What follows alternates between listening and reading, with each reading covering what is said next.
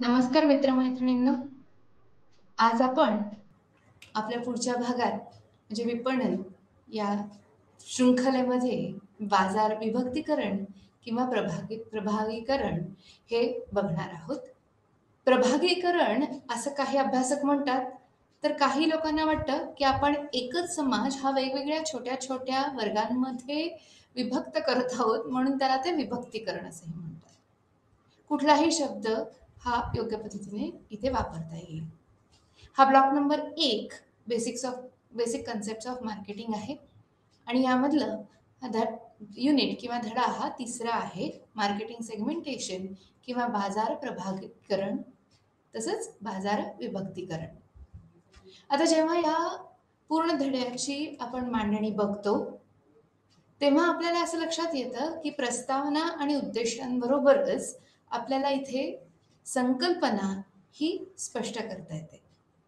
बाजार विभक्तीकरणाचा अर्थ आणि संकल्पना ही खूप डिटेलमध्ये किंवा आपल्याला असं म्हणता येईल की ही खूप तपशिलात आपण इथे अभ्यासू शकतो. आता याबरोबरच बाजार प्रभावीकरणाचे आधारभूत घटक हे महत्वाचे ठरतात या संकल्पनेचा अभ्यास करण्यासाठी. आणि हे जे वेगवेगळे आधार आहेत ते कसे वापरावेत किंवा आजच्या बाजारात त्याचा कसा उपयोग केला जातो हे आपण आजच्या भागात शिकणार आहोत. प्रभावी बाजार विभक्तीकरणाचे आवश्यक जे घटक आहेत म्हणजेच इफेक्टिव्ह सेगमेंटेशनसाठी लागणारे इसेन्शियल्स असं त्याला इंग्लिशमध्ये म्हणतात. तर हे सुद्धा आवश्यक घटक आपण इथे नक्की बघूयात. आता ह्याचे फायदे आणि तोटे निश्चितच आहेत. दोन्हीचा अभ्यास इथे थोड्या प्रमाणात आपल्याला करता येईल. कारण विभक्तीकरणाचे किंवा प्रभावीकरणाचे अतिशय मोठे फायदे आपल्याला दिसून येतात. आता विपणन व्यूहरचना ही तेवढीच महत्वाची आहे आणि marketing segmentation, targeting and positioning म्हणजेच लक्ष्य आणि व्यूहरचना हे दोन्ही इथे आपल्याला समाविष्ट करून घेता येतं आपल्या अभ्यासात. आपण पुढे जाऊया. जेव्हा आपण विभक्तीकरणाचा अर्थ इथे बघतो किंवा बाजार प्रभावीकरणाचा अर्थ इथे बघतो तर त्यामध्ये आपल्याला असं लक्षात येईल की संबंध ही जी आपली सामाजिक संस्था आहे किंवा सामान्यपणे एखादी कंपनी ही एकाच मोठ्या बाजारपेठेत सर्व ग्राहकांच्या गरजा या पूर्ण करू शकत नाही. एकाच वेळी एका मोठ्या मार्केटमध्ये किंवा एका मोठ्या विस्तारित बाजारपेठेमध्ये सुद्धा कंपनी सर्व ग्राहकांच्या गरजा एकाच वेळी पुरवू शकत नाही. आणि तरीही जास्तीत जास्त अर्थात याचं कारण असं असतं की ग्राहकांची संख्या ही प्रचंड असते, अतिशय मोठी असते आणि त्यांच्या गरजा ह्या व्यक्तीनुरूप बदलत जातात. त्यामुळे अतिशय वेगवेगळ्या वैविध्यपूर्ण गरजा अशा असतात आणि त्यातही जास्तीत जास्त ग्राहकांचं समाधान मिळवणं हे इथे मुख्य उद्दिष्ट असतं. आता ह्या ओळखायच्या कशा गरजा याचा अभ्यास आपण पुढच्या धड्यामध्ये नक्कीच करू. परंतु ह्या गरजा ह्या काही विशिष्ट प्रकारे त्यांचं वर्गीकरण केलेलं आहे आणि त्या वर्गीकरणानुसार ह्या गरजा ओळखून त्यांचा मूलतः अभ्यास करणं हे इथे गरजेचं असतं. आता बाजारपेठ विभाजन किंवा मार्केट सेगमेंटेशन ही संकल्पना इथे आपल्याला पुढे शिकता येते. तर प्रत्येक ठिकाणी प्रत्येक मार्केटमध्ये किंवा प्रत्येक बाजारपेठेत प्रत्येक ग्राहकासाठी स्पर्धा ही करत नाही प्रत्येक कंपनी आणि म्हणूनच त्यांचं लक्ष हे फक्त काही विशिष्ट प्रकारच्या ग्राहकांवर केंद्रित करणं हे महत्वाचं असतं. आता जेव्हा आपण या युगात स्पर्धा आपल्या आसपास बघतो तेव्हा ही अतिशय निष्ठुर अशी स्पर्धा असते आणि यामध्ये अस्तित्वाची जी लढाई असते ती अतिशय यशस्वीरित्या पूर्ण करण्यासाठी किंवा यशस्वीरित्या आपल्या स्पर्धकांवर मात करण्यासाठी आपल्याला बाजार विभक्तीकरणाचा नक्कीच खूप मोठा फायदा हा होत असतो. आता जेव्हा उत्पादकांना छोट्या छोट्या प्रभागांवर नियंत्रण ठेवता येते, तेव्हाच ही सर्वात जास्त उपयोगी पडते गोष्ट बाजार विभक्तीकरणाची किंवा बाजारपेठ विभाजनाची, ज्याला आपण म्हणू शकतो. आता हे कधी-कधी वापरता येतं, जेव्हा नाविन्यपूर्ण वस्तू किंवा सेवा या उपलब्ध करून द्यायच्या असतात किंवा एखादा स्वतंत्र समूह, खरेदीदारांचा स्वतंत्र समूह हा आपल्याला अभ्यासात करून त्याचं लक्षात घेणं, त्यांच्या गरजा समजून घेणं आणि त्यांचं सुस्पष्ट असं चित्रण तयार करणं, त्यानुसार आपल्या वस्तू आणि सेवा उपलब्ध करून देणं आणि मग नफा मिळवणं, अशी ही सगळी प्रक्रियेची शृंखला आपल्याला इथे दिसू शकते. आता नेहमीप्रमाणे आपण इथे वेगवेगळ्या व्याख्या समजून घेऊया. फिलिप कोटलर सर नेहमीप्रमाणे म्हणतात की ग्राहकांच्या गरजा समजून घ्यायच्या आणि त्यांचे छोटे छोटे छोटे छोटे असे वर्ग तयार करायचे किंवा समूह तयार करायचे आणि या समूहांचा अतिशय खोलात जाऊन बारकाव्याने सखोल असा अभ्यास हा करावा अशी इथे अपेक्षा असते. आता हा अभ्यासामुळे काय बरं होणार आहे की विविध प्रकारांनी परिपूर्ण असलेल्या ग्राहकांचा एक समूह हा छोट्या छोट्या वर्गांमध्ये आपल्याला उपलब्ध होतो. म्हणजेच आपल्या ऑर्गनायझेशनचे किंवा कंपनीचे एफर्ट्स किंवा कष्ट हे सर्वांवर वितरित न होता एका विशिष्ट वर्गावर आपल्याला आपलं लक्ष केंद्रित करता येतं. याच्यामुळे आपल्याला बरेच फायदे होतात, जसे की खर्च वाचतो. खर्च निव्वळ पैशातच नव्हे तर कष्टात वाचतो. आपल्याला आपल्या ग्राहकांपर्यंत पटकन पोहोचता येतं. त्यांच्या गरजा चटकन समजून घेऊन त्याला जितक्या जलदरित्या आपण उत्तर देऊ शकू तेवढं चांगलं ठरतं. आणि म्हणूनच कोटलर सरांच्या व्याख्येप्रमाणे आपण इथे असं म्हणू शकतो की भिन्न गरजा आणि आवडीनिवडी असलेल्या ग्राहकांचे विशिष्ट गटांमध्ये विभाजन करतो आपण, त्या प्रक्रियेला हे बाजार विभागीकरण असं म्हणतात किंवा विभाजन बाजाराचं असं म्हटलं जातं. आता बाजारपेठेची एकजिनसी उपवर्गात, एकजिनसी म्हणजे प्रत्येक उपवर्गाचा काही वैशिष्ट्ये आपण ठरवू शकतो. आता जर तुम्ही इथे चित्रात बघत असाल तर एका पूर्ण समूहामध्ये वेगवेगळ्या प्रकारच्या व्यक्ती या समाविष्ट आहेत. काहींचा रंग पिवळा आहे, काहींचा लाल आहे, काहींचा हिरवा आहे आणि हा पूर्ण सामाजिक संकल्प किंवा सामाजिक हा जो समूह आहे तो छोट्या छोट्या विविध वर्गांमध्ये आपण इथे त्याचं वर्गीकरण करतोय.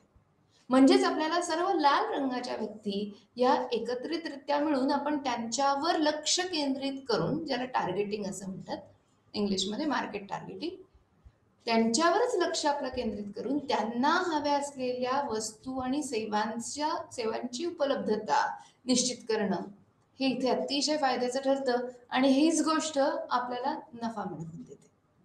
आता इथे एकाच छोट्या समूहावर आपलं लक्ष केंद्रित करायचं आहे का सर? सगळ्या वेगवेगळ्या समूहांचा अभ्यास करून वेगवेगळ्या वस्तू आणि वेगवेगळ्या सेवा आपल्याला उपलब्ध करून द्यायच्या आहेत, ह्याचा विचारही व्यवस्थापन बऱ्याच वेळा करतं. आणि कधी कधी असंही होतं की एकापेक्षा जास्त छोट्या समूहांवर हे व्यवस्थापन त्यांचं लक्ष केंद्रित करत असतं. चला पुढे जाऊया पुढच्या व्याख्येनुसार. आता पुढची व्याख्या जी आहे ती विल्यम स्टँटन यांनी दिलेली व्याख्या आहे. अतिशय महत्वाची व्याख्या आहे. परत एकदा बेसिक ज्याला म्हणतो, या कोटलर सरांची, स्टँटन सरांच्या व्याख्येनुसार आपण जर अभ्यास केला तर या मोठाल्या संकल्पना अतिशय सोप्या होतात. या व्याख्या आपण तुकड्या तुकड्यांमध्ये वाचल्या तर लगेच लक्षात येतं. म्हणजेच आपण या व्याख्येचं विभाजन करतो आणि तेच स्टँटन सर आणि कोटलर सर म्हणतात की मोठ्या अशा समूहाचा तुम्ही छोट्या छोट्या पद्धतीने अभ्यास केलात तर त्याचा खूप जास्त प्रभाव आपण आपल्या पुढच्या सर्व प्रक्रियेमध्ये बघू शकतो. एकूण बाजारपेठेची विभागणी ही छोट्या छोट्या उपभागांमध्ये अशा प्रकारे इथे केली जाते. इथे समान गुणवैशिष्ट्यांचे ग्राहक उपलब्ध होऊन त्या प्रकारच्या प्रभाग निवडीला किंवा बाजारपेठ विभागणीला हे विभागीकरण किंवा प्रभागीकरण असं म्हणतात. आता इथे जर आपण पुढे गेलो तर आपल्याला असं दिसून येईल की या चित्रामध्ये एकूण मोठी बाजारपेठ आहे. आता असं तुकडे बरोबर पिझ्झा स्लाइस सारखे बरोबर 4 तुकडे होतील का हो एखाद्या समाजाचे? तर प्रभाग निवडीसाठी आपण पद्धतशीररित्या अभ्यास करूच. परंतु अशीही शक्यता असू शकते, की अगदी एकसारखे तुकडे याचे पडणार नाहीयेत किंवा एकसारखे वर्ग हे आपल्याला उपलब्ध होणार नाहीयेत. मग काही प्रभाग हे छोटे, काही मोठे, काही मध्यम किंवा काहींची गुणवैशिष्ट्य ही दुसऱ्यापेक्षा अतिशय वेगळी किंवा अतिशय विरुद्ध अशा प्रकारची असे आपल्याला वेगवेगळे भाग इथे नक्कीच दिसू शकतात. आता जेव्हा आपण ह्या त्यांच्या विक्री किंवा खरेदी शक्तीचा आढावा घेऊन याचा खोलात जाऊन आपण तपशिलात अभ्यास करतो, तेव्हा आपल्याला असं लक्षात येतं, की आपलं लक्ष्य विपणनाचं जे आहे, ते आपल्याला ह्याच्यावरून निर्धारित करता येतं. म्हणजेच आपल्याला टार्गेटिंग आणि पोझिशनिंग हे खूप सोपं जातं, जर आपण सेगमेंटेशन हे नीट किंवा व्यवस्थितरित्या पार पाडलं असेल. पुढे जाऊया. अजून एक व्याख्या बघूया बाजारपेठ विभाजनाची. आता जेव्हा ही व्याख्या बघत आहोत आपण, ही व्याख्या अतिशय सारखी आहे कोटकर सरांच्या व्याख्येशी, की प्रत्येक उपवर्गातील महत्त्वपूर्ण घटकांमध्ये एकजिनसीपणा असेल, तर अशा कोणत्याही वस्तूंच्या संपूर्ण विजातीय उपवर्गाची विभागणी म्हणजे बाजार विभक्तीकरण. म्हणजेच वेगवेगळ्या समूहांना वेगवेगळी वस्तू किंवा वेगवेगळी सेवा आपण उपलब्ध करून देऊ शकतो. आता स्किनर नावाचे अजून एक अभ्यासक आहेत, ते म्हणतात की समान प्रकारच्या गरजा जिथे असतील त्या ग्राहकांच्या समूहाला स्वतंत्रपणे आपण एक त्याला अस्तित्व निर्माण करून देऊ शकतो आणि ह्या प्रक्रियेला आपण बाजारपेठ विभागीकरण असं म्हणू शकतो. आता जेव्हा आपण ग्राहकांचा हा अतिशय खोलात जाऊन अभ्यास करतो, तेव्हा आपल्याला असं लक्षात येईल, की ग्राहकांची माहिती आपल्याला वेगवेगळ्या ठिकाणून यासाठी संकलित करावी लागते आणि ही माहिती नुसती संकलित करून उपयोग नसतो, तर त्याच्यावर काम करून, त्याचा अभ्यास करून ही वेगवेगळ्या वस्तूंना मूर्त स्वरूप हे आपल्याला द्यावं लागतं. आणि म्हणूनच ग्राहक हे वेगवेगळे असतात. त्यांच्या गरजा ह्या विशिष्ट प्रकारच्या किंवा एकाच प्रकारच्या नसून वैविध्यपूर्ण असतात आणि ते स्वतःही वेगवेगळे गुणधर्म प्रदर्शित करतात.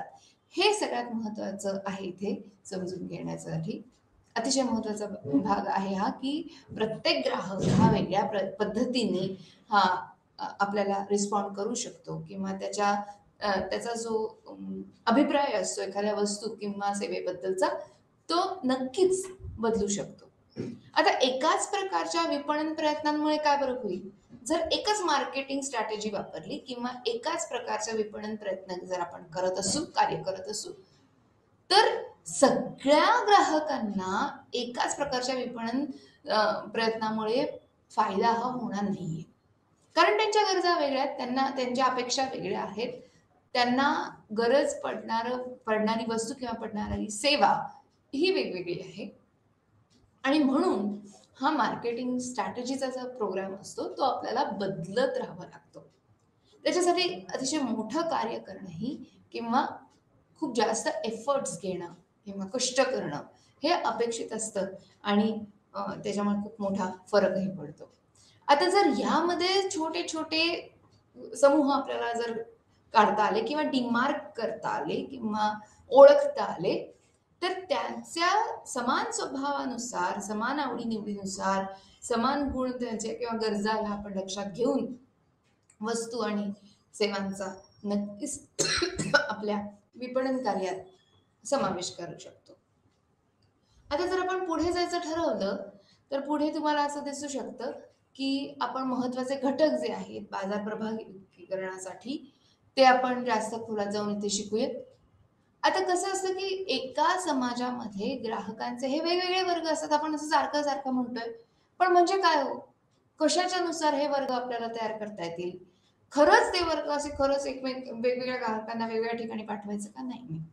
हे इमॅजिनरी वर्ग आहेत, जे कंपनी हे आपल्या अभ्यासासाठी तयार करते.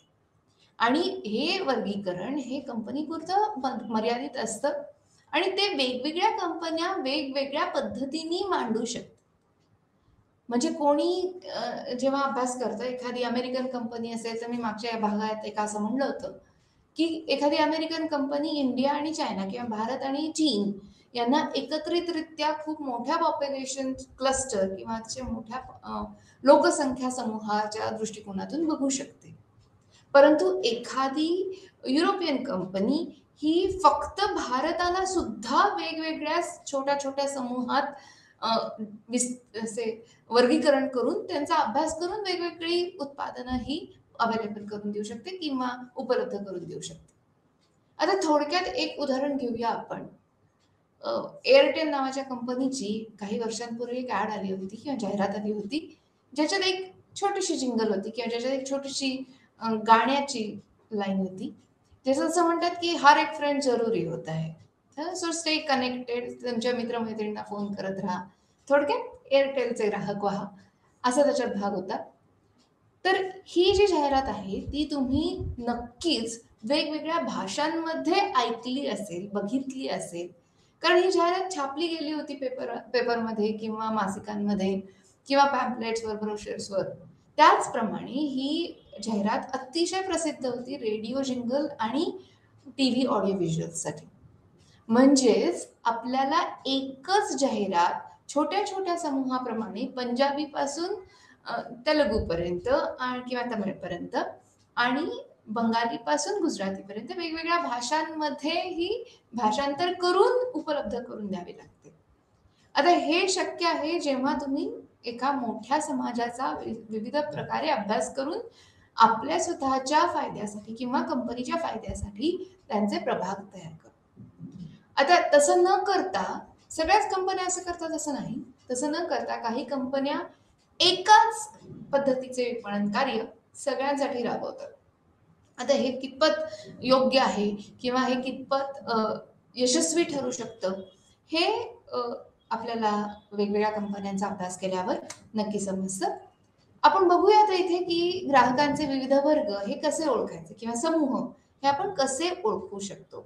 चित्रात तुम्ही बघू शकता इंग्लिश व्हर्जनमध्ये की market segmentation is dependent on कशावर ते घटक आधारित आहेत.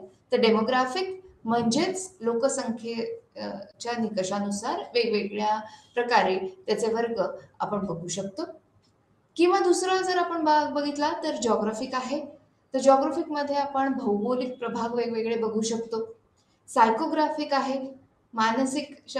किंवा मानसशास्त्राच्या वेगवेगळ्या अंगांनी समूहाचा विचार करून मग त्यांचे आपण प्रभाग पाडू शकतो. किंवा ग्राहकाच्या वर्तनाच्या किंवा आवडी-निवडींच्या अभ्यासानुसार आपण त्यांचं वर्गीकरण हे नक्की करू शकतो. जर आपण इथे पहिला मुद्दा बघितला, तर इथे उत्पन्न हा समजा आपण मुद्दा घेतला, तर याच्यात 3 स्तरांवर ग्राहकांचा वेगवेगळा अभ्यास करता येईल, की कमी उत्पन्न मिळणारे किंवा असणारे ग्राहक कुठल्या पद्धतीच्या वस्तू खरेदी करतात किंवा सेवा या विकत घेतात.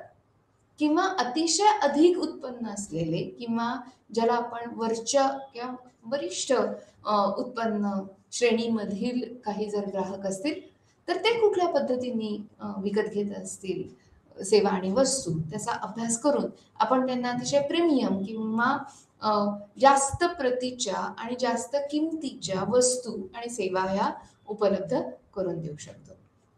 आता जेव्हा आपण भारताचा विचार करतो, तेव्हा आपल्याला असं दिसून येतं, की मध्यम उत्पन्न गट हा खूप जास्त आहे आणि त्यात असा जर आपण अभ्यास करून आपली वस्तू किंवा आपली सेवा निर्धारित केली, तर त्याचा फायदा नक्कीच हा आपल्या विपणन प्रक्रियेला होऊ शकतो. जर आपण दुसरा भाग बघितला किंवा दुसरा घटक महत्त्वाचा इथे बघितला, तर ग्राहकाचं शिक्षण हाही तेवढाच महत्त्वाचा भाग आहे. आपण पुढच्या स्लाईडमध्ये याच्याबद्दल जास्त बोलू शकू. इथे फक्त आपल्याला उदाहरणादाखल 10वी, 12वी, पदवीधर असे छोटे-छोटे वर्ग किंवा समूह हे करून दाखवले आहे. आता तिसरा भाग येतो वयोमानानुसार. आता वय हे कसं काय आपल्या खरेदी प्रक्रियेत भाग घेतं बघा बरं का. कारण जीवनचक्राच्या कुठल्या पातळीवर एखादी व्यक्ती आहे त्यानुसार तिच्या आवडी-निवडी किंवा तिच्या गरजा ह्या बदलणार असतात. म्हणजेच बालक ज्या वस्तूंना अधिक अधिक ज्या वस्तूंकडे अधिक आकर्षित होतात, त्या वस्तूंकडे तरुण वयोगटाची मुलं किंवा माणसे बघतही नाहीत. सो हे हे अतिशय स्वाभाविक आहे आणि हे अभ्यास करताना खूप अतिशय बारकाव्याने आपल्याला त्याच्याकडे लक्ष देऊन छान-छान वस्तू आणि सेवा उपलब्ध करून देता येतात. आता वयोवृद्धांच्या गरजा लक्षात घेऊन जर आपण सेवांची उपलब्धता निर्माण केली, की जसं ब्लड आणि युरिनचं सॅम्पल घरी जाऊन कलेक्ट करणं आहे पॅथॉलॉजी लॅबसाठी किंवा चांगल्या शुद्ध, स्वच्छ ऑर्गॅनिक भाज्या ह्या कट केलेल्या असतात किंवा कापून छान पॅकेटमध्ये घालून बांधणी त्यांची चांगली करून हे आपण त्यांच्या घरपोच त्याची व्यवस्था पोहोचवण्याची व्यवस्थाही करू शकतो. अशा छोट्या-छोट्या गोष्टींचा अभ्यास या आपल्याला वयोमानानुसार करून घेऊन त्यांच्या गरजा ओळखून त्यांना वस्तू आणि सेवा ह्या उपलब्ध करून देऊ शकतो. आता जेव्हा आपण नागरिकत्वाचा विचार करतो, तेव्हा भारतीय किंवा परदेशी असे 2 मोठे समूह आपण इथे बघू शकतो.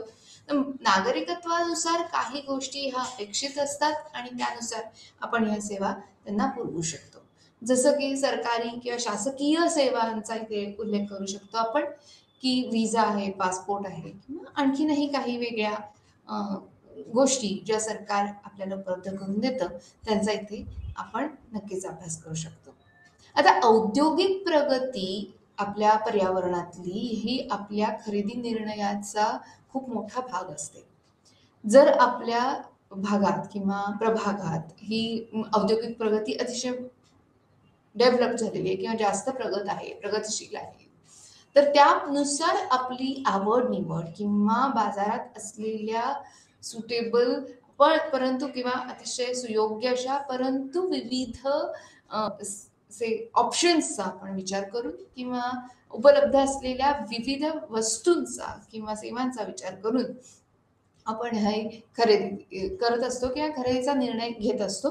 त्यामुळे नागरीकरण किंवा शहरीकरण, औद्योगिकीकरण या प्रक्रिया सुद्धा आपल्याला असे छोटे-छोटे समूह निर्माण करून देऊ शकतात.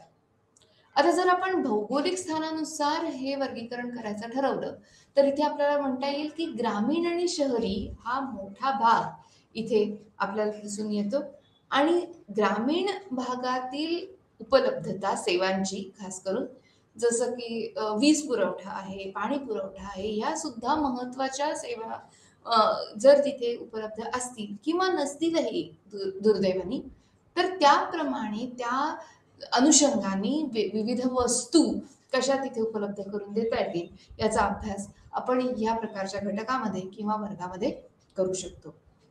आता फक्त एवढंच आहे का? तर नाही, अगदी वैयक्तिक पातळीवर जाऊन कौटुंबिक परिस्थितीचा अभ्यासही इथे गरजेचा ठरतो.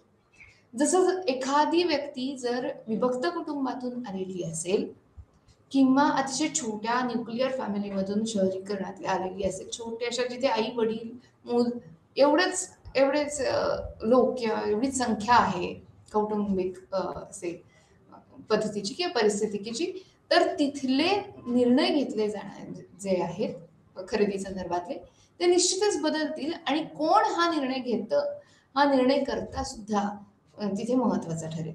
जर एकत्र कुटुंबाचा आपण विचार केला, तर तिथे कुटुंबाचा प्रमुख हा जेणेकरून किंवा जास्तीत जास्त वेळा मोठे निर्णय घेतो किंवा बाकीच्या अ, कुटुंबातल्या बाकीच्या आपण ज्याला म्हणू शकतो की वेगवेगळ्या लोकांसाठी अ, आपल्याला विचार करण्यासाठी किंवा त्यांच्यासाठी आपल्याला जे निर्णय घ्यावे लागतात, डिसिजन्स घ्यावे लागतात, त्याचा हा विचार हा कुटुंब प्रमुखच तिथे प्रामुख्याने करत असतो.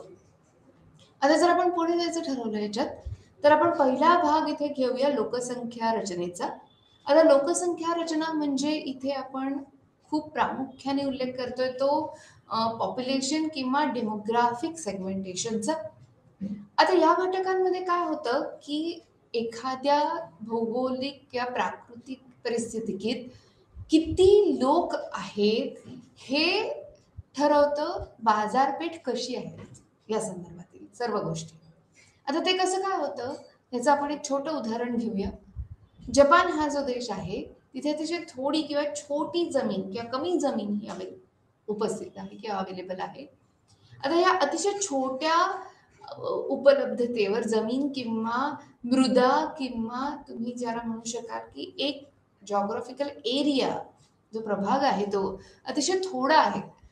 परंतु जर त्याची लोकसंख्या बघितली तर अतिशय जास्त लोकसंख्या या अतिशय छोट्या जॉग्राफिकल एरियावर किंवा अ, भौगोलिक परिस्थितीत ते राहत आहेत. आता अशा वेळी काय होईल, छोट्या एरियामध्ये किंवा छोट्या भागामध्ये जास्त लोक हे तिथे उपस्थित आहेत. आता अशा प्रकारच्या अ, परिस्थितीत किंवा पर्यावरणामध्ये वेगवेगळ्या आणि विविध सेवा ह्या गरजेच्या असतात. जसं जर तुम्ही अभ्यास करणार असाल तर मी तुम्हाला 2 खूप छान उदाहरण इथे सांगू शकेन. पहिलं उदाहरण आहे क्विक बार्बर सिस्टीमचं. आता क्विक बार्बर सिस्टीम ही अशा पद्धतीने त्यांनी तयार केलेली आहे, की जपानी लोकांना वेळ फुकट घालवायला अजिबात आवडत नाही. आणि त्यांना पट, पट, पट, पट, पट, पट हे कामं करून पुढे जाण्यात खूप मनस्वी आनंद होतो. आता अशा वेळी सेवा जर आपण बघितली, जसं हेअर कट आहे, तर बेसिक सेवा आहे किंवा अतिशय मूलभूत अशी ही सेवा आहे.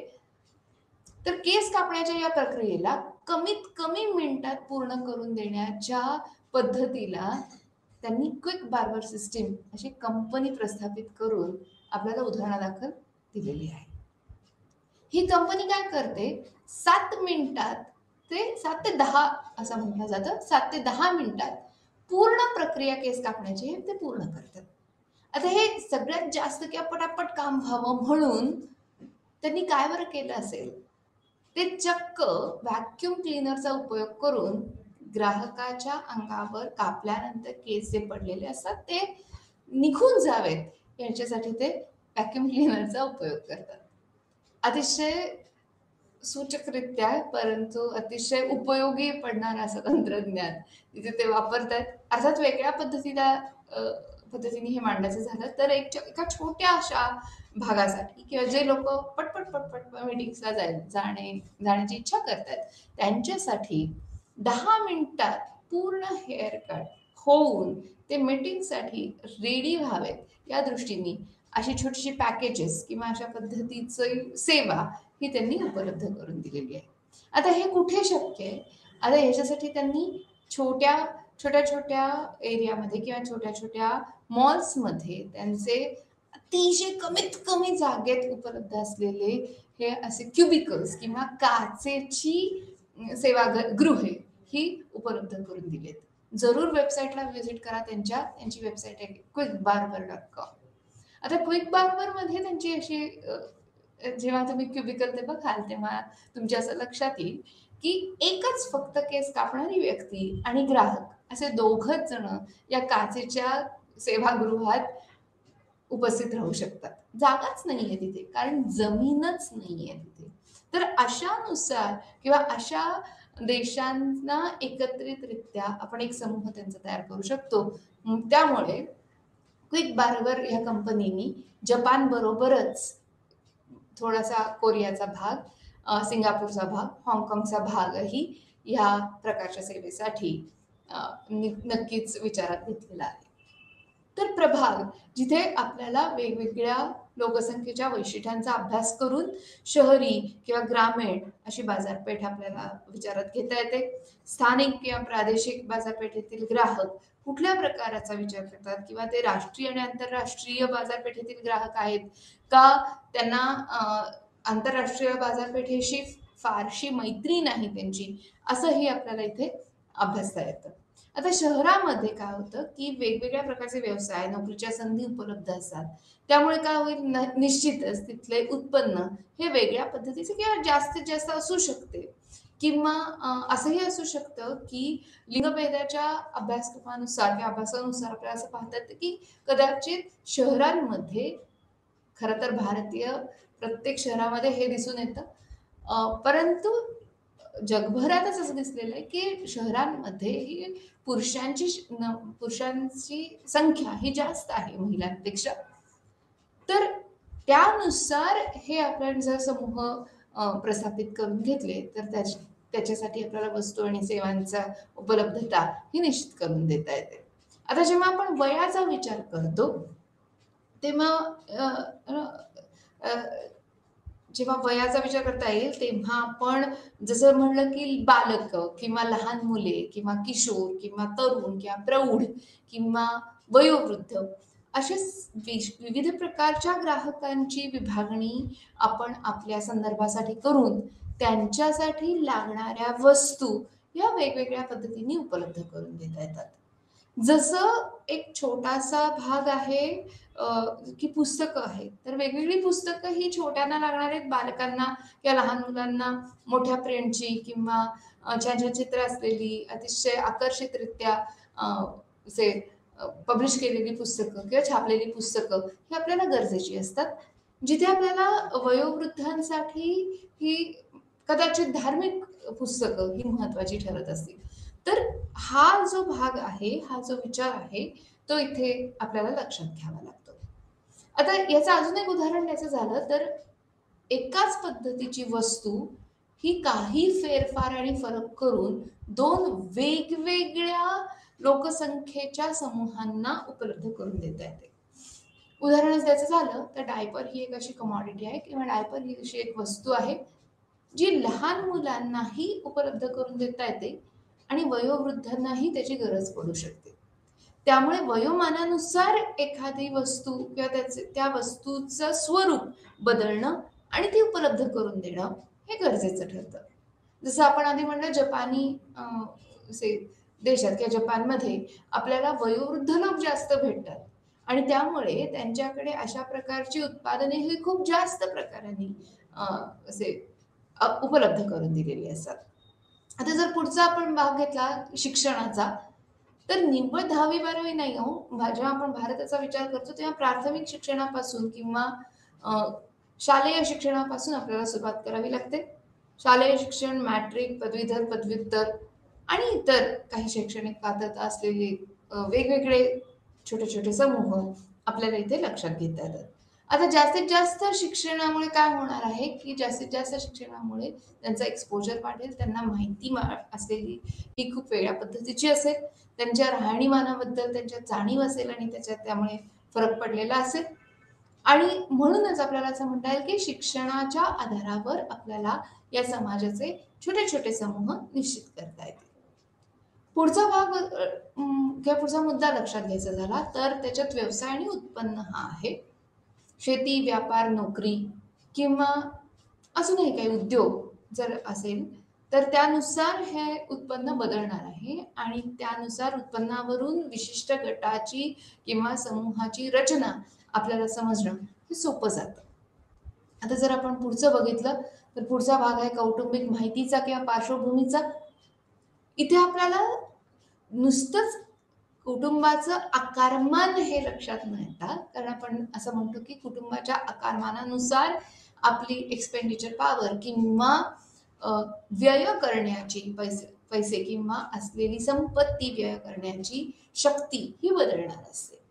आणि म्हणून अ, त्याच्यानुसार कुटुंबाचे पूर्ण उत्पन्न किंवा वार्षिक उत्पन्न किंवा घरातील लोकांच्या आवडी-निवडी किंवा त्यांची जीवनशैली किंवा ते विवाहित आहेत का अविवाहित आहेत, असे सभासद, त्यांची संख्या किंवा त्यांच्या खर्च करण्याच्या वृत्ती किंवा इच्छा अ, ह्या सगळ्या गोष्टींवर आपल्याला निश्चितच विचार करून वस्तू आणि सेवांचा अ, सेवांची उपलब्धता निर्माण करून देता येते. आता पुढचा भाग आहे तो सामाजिक स्थानाचा किंवा सामाजिक दर्जा ज्याला म्हणता येईल असा. आता चांगले राहणीमान प्रत्येकालाच हवे असते आणि उच्चभ्रू वर्गाकडे आकर्षण हे अतिशय स्वाभाविक असते आणि त्यानुसार ह्या दर्जानुसार हलक्या दर्जाच्या वस्तूंपेक्षा असंही होऊ शकतं की जास्त दर्जाच्या जास्त किमतीच्या वस्तू काही विशिष्ट वर्ग हे आवडीने खरेदी करतो.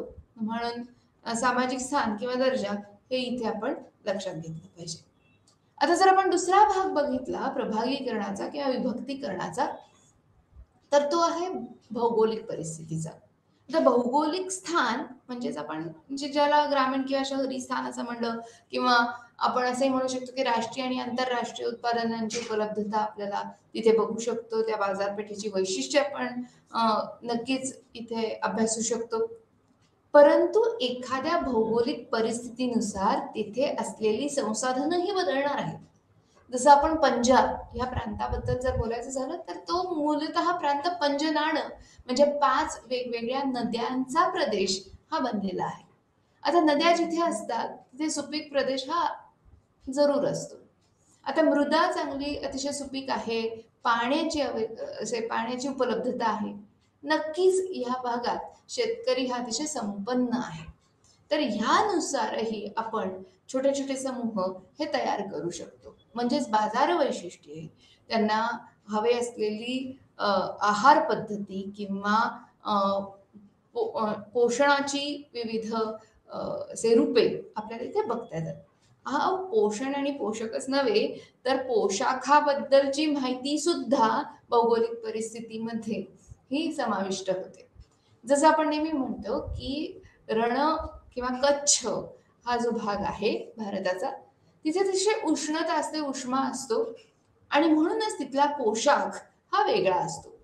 आता हा पोशाख जेव्हा आपण किंवा ड्रेसिंग स्टाईल किंवा कपडे घालण्याची पद्धत असं जेव्हा आपण म्हणतो, तेव्हा तिथे अतिशय रंगबिरंगी कपडे घातले जातात आणि हे कपडे तिथे का घातले जातात तर निव्वळ आरशांमुळे तिथल्या कपड्यांना सौंदर्य प्राप्त होते अशातला भाग नसून तिथे जर वाळवंटात एखादी व्यक्ती हरवली तर त्याच्या पोशाखावरून त्याची ओळख लांबूनही पटावी असा इथे भाग थोडा आपल्याला लक्षात घेता येतो. म्हणूनच असे छोटे छोटे समूह तयार करून त्यांचा अतिशय खोलात जाऊन अभ्यास करून मग वस्तू आणि सेवा उपलब्ध करून देणं हे अतिशय भाग पडतं किंवा त्याच्याबद्दलचा अभ्यास हा आपल्याला खूप आवडू शकतो. आता याही जेव्हा आपण भौगोलिक परिस्थितीचा अभ्यास करत होतो तर निव्वळ एवढेच घटक नाही तर नैसर्गिक परिस्थिती, हवामान, साधन सामग्री किंवा संसाधनं ज्याला आपण असं म्हणतो, ती संपत्ती किंवा घनता लोकसंख्येची, डेन्सिटी ऑफ पॉप्युलेशन ज्याला म्हणतात, अशा सगळ्या पद्धतींचा उपयोग करून किंवा सगळ्या पॅरामीटर्सचा किंवा वेगवेगळ्या अभ्यास प्रकारांचा उपयोग करून मगच आपण हे छोटे छोटे समूह हे मिळवू शकतो. आता थोडक्यात उदाहरण द्यायचं झालं तर आम्ही असं मार्केटिंगमध्ये किंवा विपणनामध्ये नक्की म्हणतो की चेन्नई किंवा मद्रास, चेन्नईच म्हणूया आपण इथे, तर चेन्नईच्या लोकांना आपण जर स्वेटर विकू शकलात तर ते खूप अतिशय प्रभावी विपणन होतं असं म्हणतात. मूलतः चेन्नई हा कोस्टल एरिया किंवा समुद्राच्या जवळचा प्रदेश असल्यामुळे तिथले तापमान हे आपल्याला स्वेटर घालायची संधीच देत नाही. त्यामुळे हे असं चॅलेंज किंवा हे आव्हान हे मार्केटिंगसाठी खूप वेळा आणि खूप पद्धतीने अपेक्षित करता येतं. आता पुढचा भाग बघितला तर मानसशास्त्रीय प्रभावीकरण असा आहे, जिथे आपल्याला सायकोलॉजिकल सेगमेंटेशनचा हा जो भाग आहे तिथे खूप अभ्यासपूर्वक खरेदीची गरज म्हणजे नीड, आवड म्हणजे डिझायर आणि निकड म्हणजे नितांत गरज अशा ह्याच्यात आपल्याला तुकडे पाडता येतात. आता ग्राहकांच्या सवयी किंवा त्यांच्या चांगल्या आणि वाईट अशा दोन्ही प्रकारच्या सवयी मध्ये कॉफी किंवा थंड पेय किंवा तंबाखू जसं व्यसन आहे असं किंवा अजूनही काही, तर ह्या गोष्टींचा अभ्यास करून त्यांची मानसिकता त्याच्याबद्दलची बघणं, त्यांची संवेदनशीलता पडताळणं आणि मग त्याच्यावर आपल्या वस्तू उपलब्ध करून देणं हे गरजेचं ठरतं. जेव्हा आपण छंद, आवड असं काही बघतो तेव्हा काय होतं की प्रसार माध्यमांचा प्रसार आणि प्रचार हा तिथे बदलू शकतो. दुसऱ्यांना फॉलो करायची किंवा अनुकरण दुसऱ्यांचं करायची अपेक्षा आणि दुसऱ्यांचे अनुकरण हे ज्या पद्धतीने आत्मसात केलं गेलेलं आहे ती पद्धत किंवा त्यानुसार होणारे खरेदी वर्तनातील बदल, जसं फॅशन बदलली पटकन आपला वॉर्डरोब बदलतो, तर अशा पद्धतीने सुद्धा आपण याचा अभ्यास करू शकतो. आता जेव्हा आपण वेगवेगळ्या पद्धतीचा इथे अभ्यास करणार आहोत, तिथे जीवनशैली, व्यक्तिमत्व किंवा खरेदी प्रणाली, खरेदीची इच्छा, खरेदीची असलेली मानसिक तयारी, ह्या सगळ्यांचा विचार करून मग आपल्याला हे छोटे छोटे समूह बघावे लागतात. आता निव्वळ मानसशास्त्रीय किंवा बिहेवियरल सायन्स किंवा बिहेवियरल सेगमेंटेशन असं न म्हणता आपण इथे सामाजिक आणि सांस्कृतिक प्रभावीकरणावर सुद्धा भर देऊ शकतो.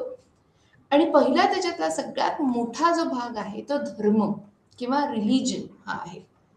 आपल्या भारतात निश्चितच 6 किंवा त्याच्यापेक्षा जास्तही अतिशय मोठे असे वेगवेगळे धर्म आहेत, अतिशय पुरातन धर्म आहेत. आणि जातीय विविधता ही आपल्या सर्व खरेदी निर्णयांवर निश्चितच कार्य करत असते, सतत कार्य करत असते.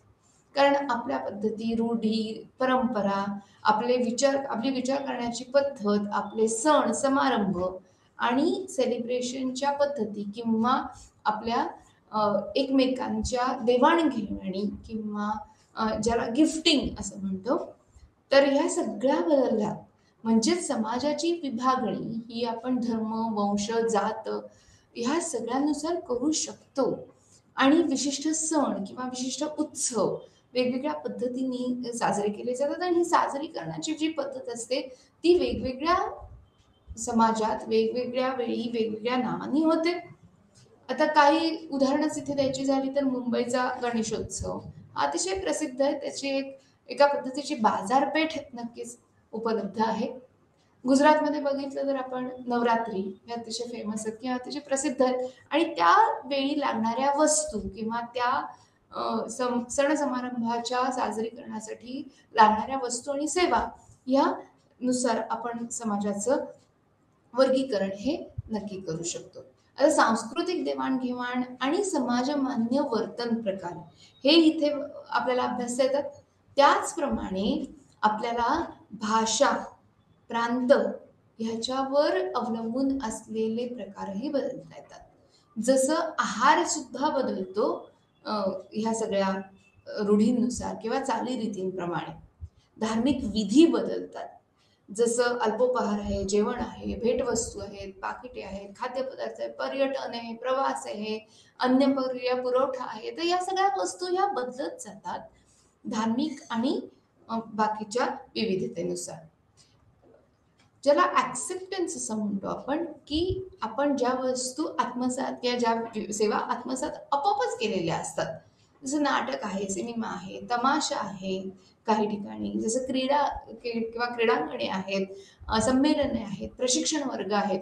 तर ह्या सगळ्यांना जाणं, तिथल्या पंच किंवा मार्गदर्शक किंवा प्रेक्षकांची वाहवा मिळवणं आणि त्याचं महत्त्व ह्या सगळ्याचा सुद्धा आधार घेऊन आपल्याला समाजाचे छोटे किंवा समूह हे बघता येतात. आता जर आपण पुढे गेलो तर ग्राहक वर्तन प्रकारानुसार हे प्रभावीकरण करता येतं, ज्याला आपण बिहेवियरल सेगमेंटेशन असं म्हणतो. जसं त्यांच्या आवडी अनुकरण, जसं मी आधी म्हणलं, वर्तन प्रकार किंवा निष्ठा, लॉयल्टी, ग्राहक निष्ठा किंवा कस्टमर लॉयल्टी असं इथे नक्की म्हणता येईल. तर अशा प्रकारे आपण एकाच बाजारपेठेचे छोटे छोटे समूह पाडून त्यांचा अतिशय बारकाव्याने किंवा खोलात जाऊन अभ्यास करून मग वस्तू आणि सेवा जर आपण त्यांना उपलब्ध करून दिल्या तर ह्या प्रकारचे विभक्तीकरण हे अतिशय प्रभावी ठरतं. आता यामध्ये टप्पे कोणते कोणते आपण बघितले तर आपल्याला सखोल अभ्यास करण्याची गरज आहे. आपल्याला अपेक्षित अशा ग्राहकांवर लक्ष पुरवण्याची आवश्यकता आहे. म्हणूनच त्यांच्या गरजांची जाणीव आपल्याला असणं हे गरजेचं ठरतं. आणि ही विभक्तीकरणाचा जो आधार आहे त्याचा अभ्यास करून वैशिष्ट्यांनुसार हे प्रभाग तयार करावे लागतात. म्हणून प्रभाग निश्चिती ही पुढची पायरी इथे आपल्याला बघता येते. स्पर्धकांचा विचार हा कोणीही टाळू शकत नाही. त्यामुळे बाजारपेठेतील असलेले स्पर्धक, त्यांच्या व्यूहरचना, यांचा सगळ्यांचा अभ्यास करून आपल्याला बाजार विभक्तीकरण निश्चितच करावे लागते. आता विपणन मिश्रण म्हणजेच मार्केटिंग मिक्स असा आपण मागच्या वेळी अभ्यास केला होता. तर ह्या 7 P's ऑफ मार्केटिंग मिक्सचा अभ्यासही आपल्याला इथे करता येतो किंवा 7 P's ऑफ मार्केटिंग हे आपल्याला ठरवता येतात बाजार विभक्तीकरणानुसार. Market segmentation helps understanding and creating marketing mix असं आपण त्याला नक्की म्हणू शकतो. चला पुढे जाऊया. जेव्हा आपण आवश्यक घटक बघत असतो किंवा पडताळत असतो, तेव्हा विभक्तीकरणाचे आवश्यक घटक जे आहेत ते खर्चाचं प्रमाण म्हणजेच घाऊक खरेदी करतात, मध्यम खरेदी करतात का किरकोळ प्रमाणात ग्राहक हे खरेदी करतात. किती मोठा हा प्रभाग आहे किंवा अ, तो पूर्ण समूह आहे. त्याला आपण मेजर करू शकतो का? किंवा त्याची मापन योग्यता काय आहे? इज इट स्टेबल म्हणजेच त्यांची स्थिरता कशी पडताळता येईल? त्यांचा फीडबॅक काय किंवा प्रतिसाद काय आहे? त्यांचा ते खरंच शक्य आहे का? आपल्याला भरपूर नफा मिळवून देऊ शकतो का हा विशिष्ट समूह? या सगळ्याचा अभ्यास करून मगच आपल्याला त्याची अचूकता ही ठरवावी लागते. आता जर आपण अजून थोडं पुढे गेलं, तर आपल्याला विभक्तीकरणाचे फायदे आणि तोटे बघता येतील. आणि विभक्तीकरणाच्या फायद्यांमध्ये आपण असं बघू शकतो, की जर आपण विभक्तीकरण अतिशय अभ्यासपूर्वक आणि व्यवस्थितरित्या पार पाडलं असेल, तर संसाधनांचा योग्य प्रकारे उपयोग इथे आपल्याला करता येतो. म्हणजेच अवेलेबल रिसोर्सेस हे आपल्याला खूप छान पद्धतीने वापरता येतात.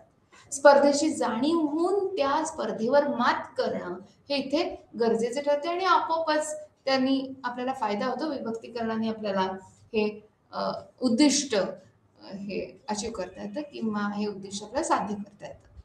जर आपण पुढे बघितलं तर विभक्तीकरणामुळे वेगवेगळ्या समूहांना गरज असलेल्या गरजेचे वस्तू किंवा सेवा आपल्याला तयार करता येतात किंवा असलेल्या वस्तूंमध्ये थोडे बदल करता येतात.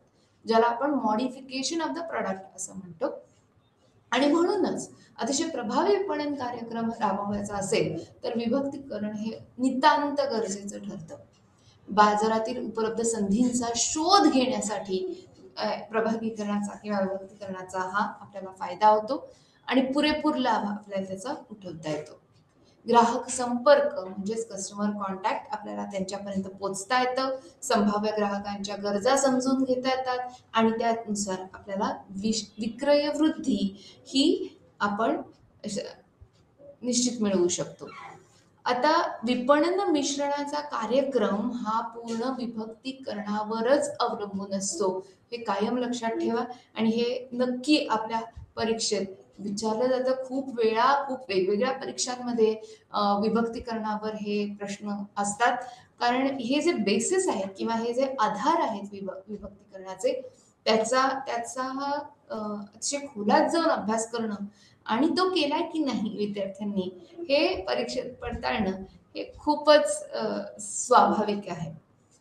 पुढे गेलो आपण तर आपल्याला असं इथे दिसतं की पुढचा टप्पा हा विपणन लक्ष्याचा आहे.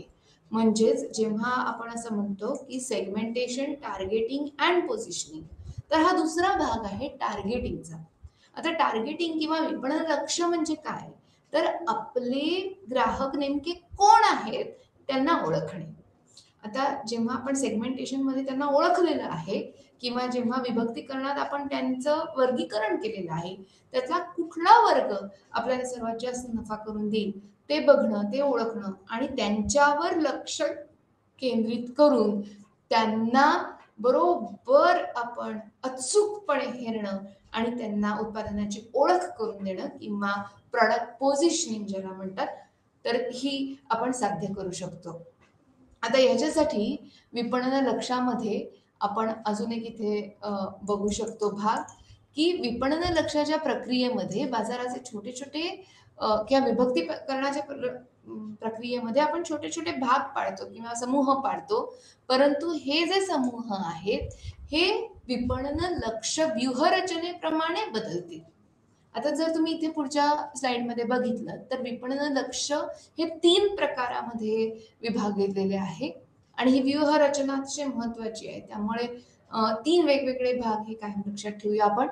पहिला भाग आहे तो अभेदित व्यूहरचना. त्याच्यात कुठल्याही प्रकारचं विभक्तीकरण हे केलेलं नाही. पूर्ण समाज एकच विपणन मिश्रला तोंड देतो किंवा सामोरं जातं आणि त्यामुळे अखंडित बाजारपेठ हे आपल्याला इथे दिसू शकते. आता अखंडित बाजारपेठ असेल तर प्रत्येक कस्टमर, प्रत्येक ग्राहक हा कंपनीसाठी सारखाच असतो. त्याच्यात कुठल्याही प्रकारचा भेदभाव कंपनी करत नाही.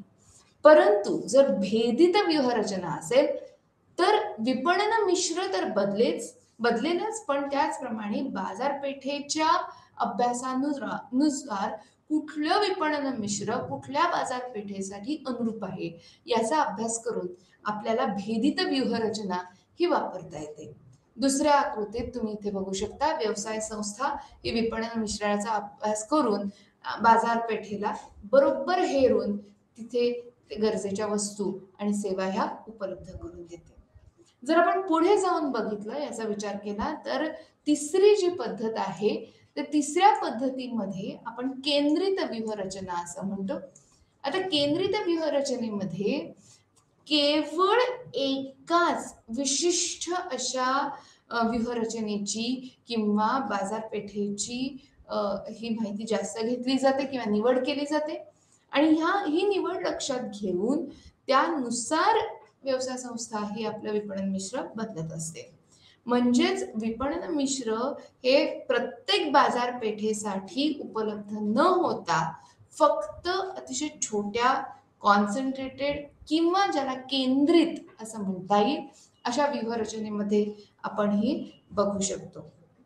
आता जर आपण या केंद्रित व्यूहरचनेवर थोडासा जास्त भर द्यायचा म्हटलं, तर केंद्रित व्यूहरचनेमध्ये केवळ विशिष्ट विभागासाठी विशिष्ट वस्तू किंवा विशिष्ट सेवेचे उत्पादन हे केले जाते आणि त्यामुळेच वस्तूच्या उत्पादन संबंधीची जी वर्गीकरण शैली आहे ही खूप वैशिष्ट्यपूर्ण ठरते किंवा अतिशय स्पेसिफिक अशी होते आणि कदाचित या काही ठिकाणी असं बघण्यात येतं की हे केंद्रित असलेलं लक्ष हे दुसऱ्या बाजारपेठेमध्ये किंवा हे विपणन मिश्रण हे दुसऱ्या बाजारपेठेमध्ये वापरलं जात नाही.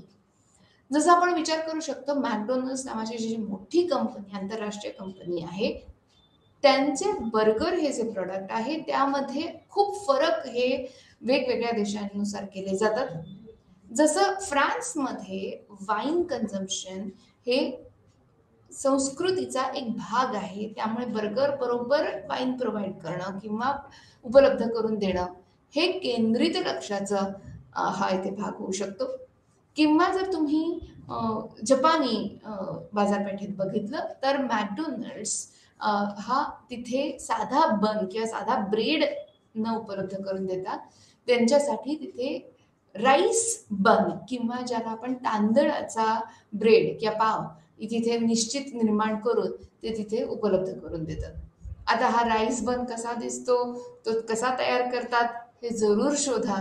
अतिशय खूप गंमतशीर गोष्ट आहे त्याची, परंतु सुशी किंवा राईस बन हे सांस्कृतिक दृष्ट्या लोकांनी अतिशय आवडीने आत्मसात केलेलं फूड किंवा अन्न आहे जपानमधलं आणि म्हणूनच त्याचा आपण अभ्यास इथे करून उपयोग करू शकतो उदाहरणादाखल.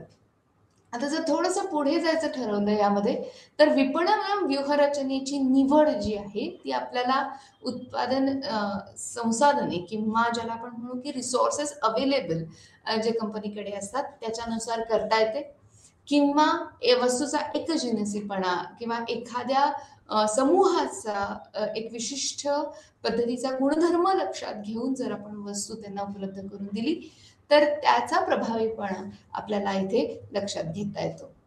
तसंच जसं मानवी जीवनक्रमाचा अभ्यास इथे अपेक्षित आहे आणि त्याप्रमाणे वस्तूंची उपलब्धता किंवा सेवांची उपलब्धता आपल्याला अपेक्षित असते, तसंच वस्तूचाही जीवनक्रम असतो. आता तुमच्या जर लक्षात असेल तर काही वस्तूंचं उपयोग आपण आता करत नाही, जे काही वर्षांपूर्वी अतिशय प्रचलित अशा वस्तू होत्या त्या.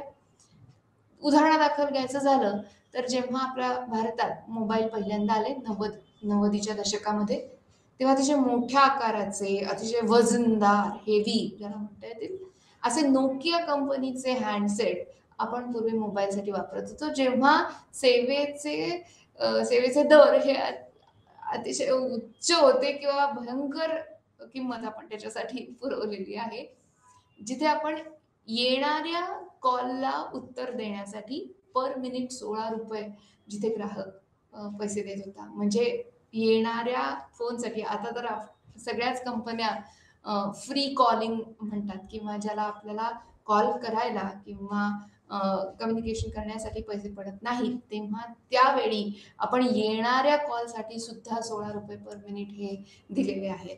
तर ही एक सेवा आहे जी कालबाह्य झालेली आहे. तर थोडी पुढे-पुढे जाऊन आपण त्याचा विचार केला तर तांत्रिकदृष्ट्या किंवा तंत्रज्ञान हे अतिशय प्रगत झाल्यामुळे आपल्याला हे फरक जाणवतात. Nokiaचा हँडसेट जसं मी म्हटलं, की तो पूर्वी आपण खूप अपेक्षेने वापरत होतो किंवा अतिशय मोठे, जड असे हँडसेट हे पूर्वी वापरले जात होते. आता आपण ते वापरत नाही. छोटे, हलके आणि खूप जास्त कार्य करणारे, वेगवेगळी मल्टीटास्किंग करणारे फोन आता आपल्याला उपलब्ध आहेत.